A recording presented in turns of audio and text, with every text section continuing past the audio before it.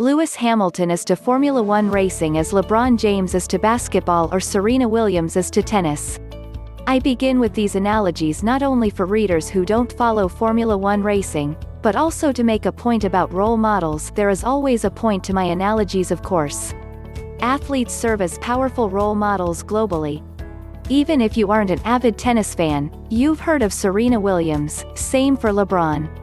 Whether they relish it or not, many of these athletes hold space on platforms to make statements, and share their views on important social issues. Lately, many athletes have spoken up about Black Lives Matter, often representing sports like basketball or American football that are predominantly black. These athletes come together to take a knee or make a statement on their uniforms. But what about when you are the only black or person of color in your sport? Like Bubba Wallace, the only black NASCAR driver in the US, Hamilton is the only black driver in F1 racing. He has faced blatant and not so blatant racism throughout his career. He has elevated issues of race to a largely white audience of spectators. He has spoken up about the murder of George Floyd and the cause of Black Lives Matter when no one else in his sport would. And he has done all of this while also rocketing to the top of his sport with 6 world champion titles.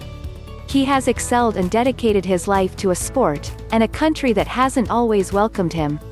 Most recently, he has been overlooked for the title of Knight, the highest of the British Order of Chivalry. You may be familiar with Sir Elton John or Sir Paul McCartney. Although he was awarded the Most Excellent Order of the British Empire, the lowest of the 5 classes, back in 2009, when his career was just getting started, over several years as a world champion, he continues to be overlooked for knighthood.